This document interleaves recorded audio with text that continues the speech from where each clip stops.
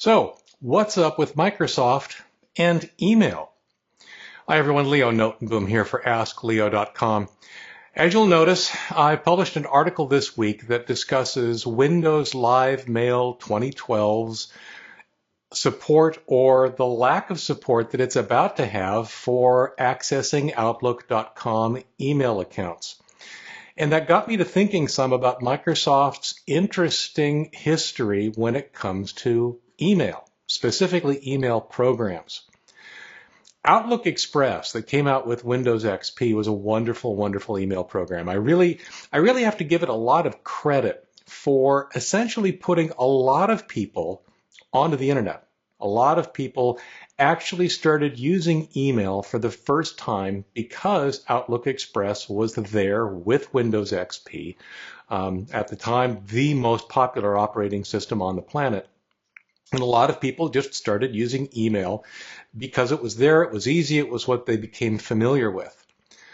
Of course, as we know, Microsoft stopped supporting Outlook Express.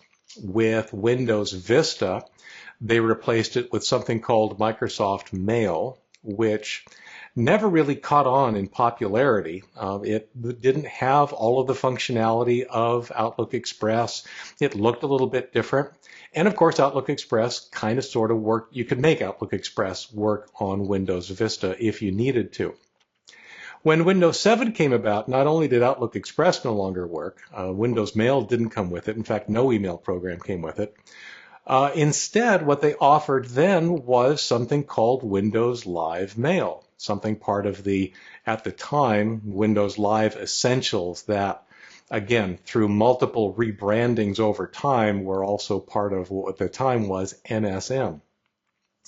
It was a free download, and if you wanted an email program from Microsoft for free, Windows Live Mail was the thing to do. It basically is what a lot of people have been using since Outlook Express is explicitly no longer supported. Now, when Windows 8 came out, of course, Microsoft included a Mail app, simply called Mail. And indeed, in Windows 10, that Mail app is still there.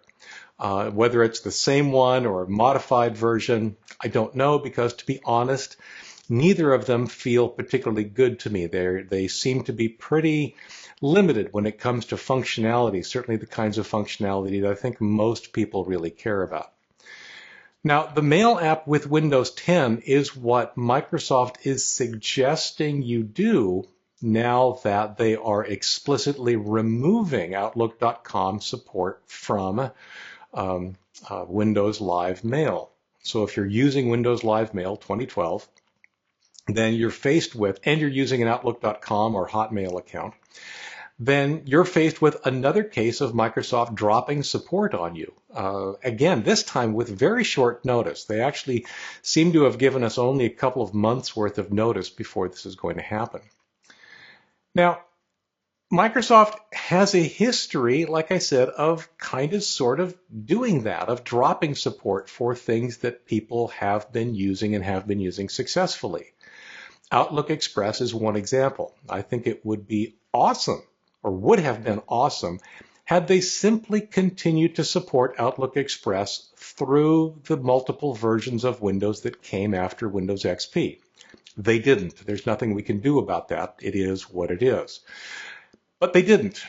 Then they came out with Windows Mail in Vista. That's no longer supported as soon as Vista goes out of support.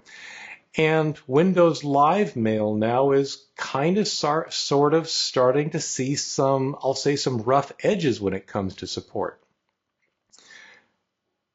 The same is true for email services. When you think about it, what was originally Hotmail.com has gone through several iterations of user interface and is now at this Outlook.com user interface. You can't even get a Hotmail address anymore. You can only get Outlook.com or some potentially related email addresses if you're setting up a new account. And your only user interface, of course, is the Outlook.com website. So why am I bringing all this up?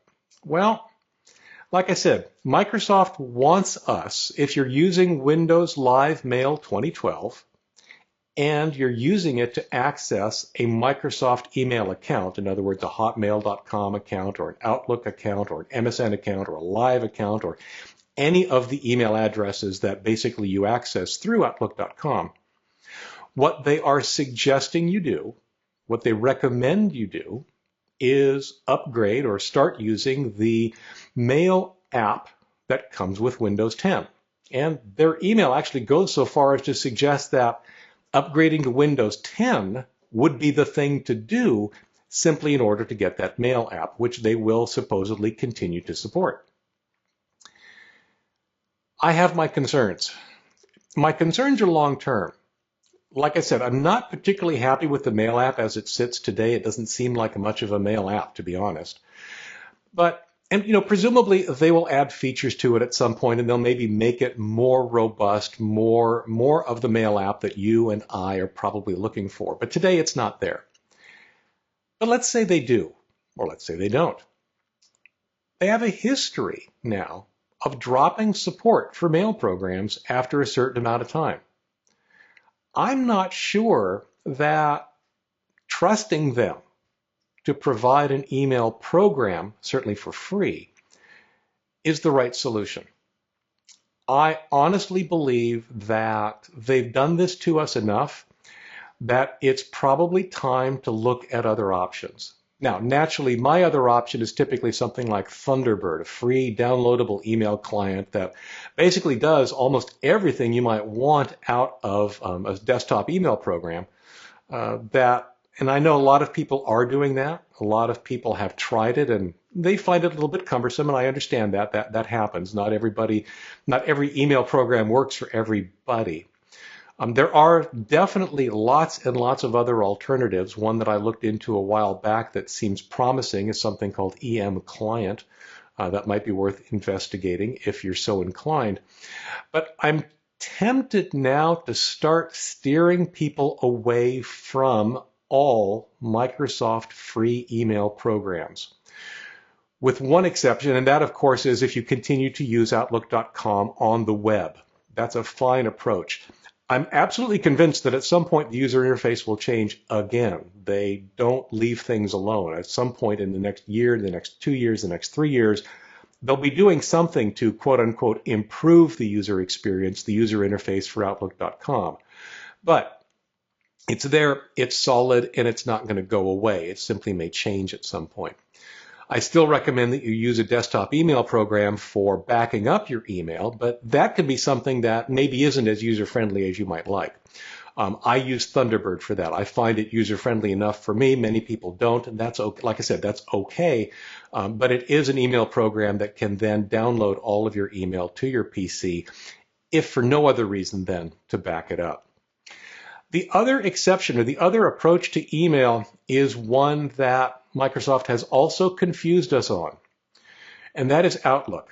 Now, one of the things that I face continually, actually, in all of the questions that I get, is that people are confusing Outlook and Outlook.com. They are two different things. They are. When you tell me that you have a problem with Outlook, that means you have a problem with the Outlook desktop email program that comes with Microsoft Office. Of course, with the arrival of Outlook.com, 90% of the people asking the question about Outlook really mean Outlook.com. And I get that. Most of the time I can absolutely determine the difference based on exactly what it is they're asking about. But Microsoft has once again confused us, at least by saying there's this new thing called Outlook.com, and by the way, it has nothing to do with Outlook, the email program that comes with Microsoft Office. If there's one bit of consistency in this entire email landscape that Microsoft has provided, it is in fact Outlook, the email program that comes with Microsoft Office. Yes, it's been through the interface change that all of the Office programs went through a few years ago, from the standard menus to the so-called ribbon. But beyond that, Outlook, the email program, has stayed pretty robust, has stayed really full-featured, has been basically a fairly consistent solution for managing your email on your desktop. It is a solution that many, many businesses rely on every single day. And I believe that that's one of the reasons it has remained as not as consistent as it has over the last few years, because it is so strongly targeted at the business environment. And of course, the business environment, I think, has much more sway in terms of impacting what Microsoft's product directions are going to be. So one solution, of course, is to get Microsoft Outlook, the program, and use that to access your email. The problem, of course, is that's not free. It's a fine, extremely powerful email program, but it's going to cost you some money. Now, what does it all mean? Well, the bottom line for me is simply this. I no longer recommend any free email program, downloadable program, from Microsoft. They simply have a record of taking away support or changing things in such a way that what you want to do can no longer be done at some point. Instead, I recommend, if you're going to use a desktop email program, to use something like Thunderbird or any of the dozens and dozens of other alternative email programs that are out there. There's going to be one out there that is probably going to make you feel more comfortable and stay more stable and consistent over time than what Microsoft is offering today. If you want to, sure, Outlook from Microsoft Office is a fine solution if you want to pay money. But like I said, when it comes to free, I can only recommend that you steer clear of the Microsoft provided email programs. So with that being said, I'd love to hear what you think. Microsoft has basically turned us around a few times here when it comes to email, and I know that that's impacted a lot of people and not in a positive way. Let me know what you think. As always, here's a link to this video on Ask Leo. If you're watching this anywhere else, come visit this link. That's where you'll find moderated comments. I may not respond to them all, but I absolutely read them all, and I really appreciate all the feedback I get on everything. Until next week, I'm Leo Notenboom. Remember, have fun, stay safe, and don't forget to back up. Email too. Take care.